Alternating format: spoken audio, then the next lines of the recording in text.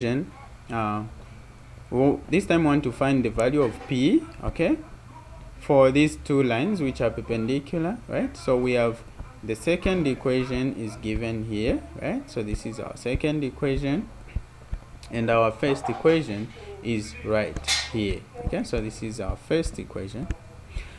All right, so we do the same from the previous video.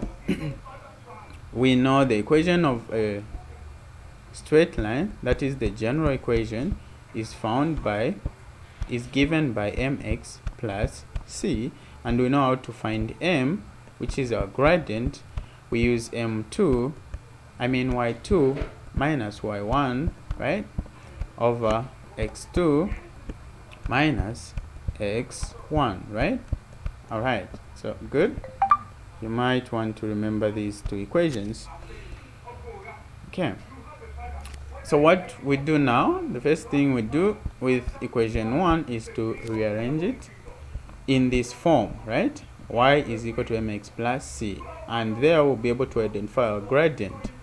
Okay, so if we do that, we are going to have y. Okay, let me just write this, I think. Okay, because some people may be struggling to find just to make y the subject of the formula, so I'm going to do that to show how to do that. So this is the equation we have, right? That's this. So we want to make y the subject of the formula. So if we do that, we're going to remain here with 3y is equal to, here we have negative 2x plus 6, right? Now we need to divide throughout by 3, that is positive 3.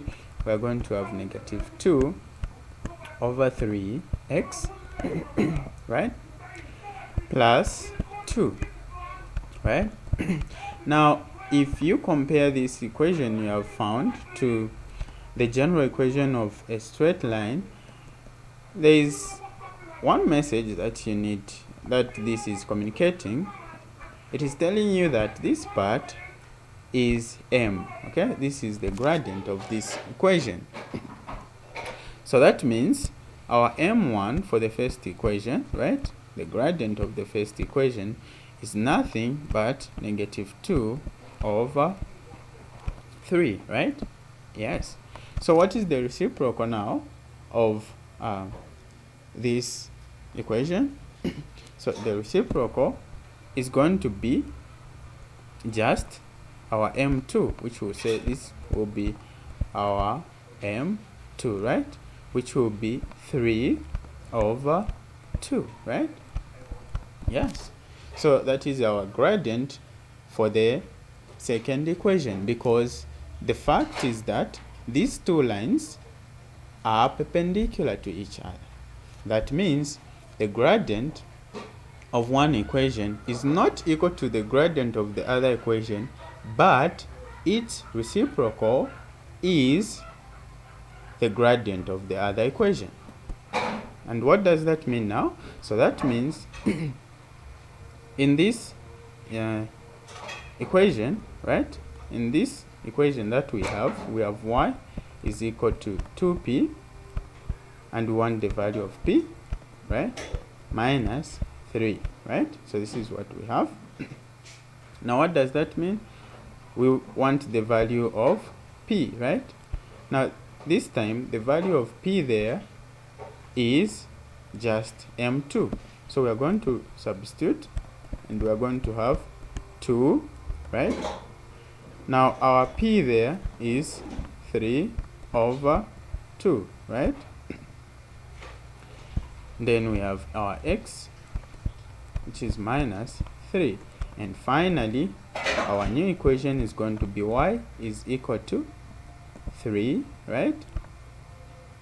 That's 3x minus that's 3, right?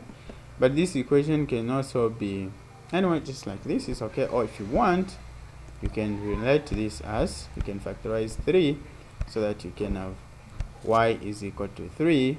Then you have your x there minus 1. So the equation can also be written in this way. So this is how we find the value of any variable in one equation of the two equations which are perpendicular to each other.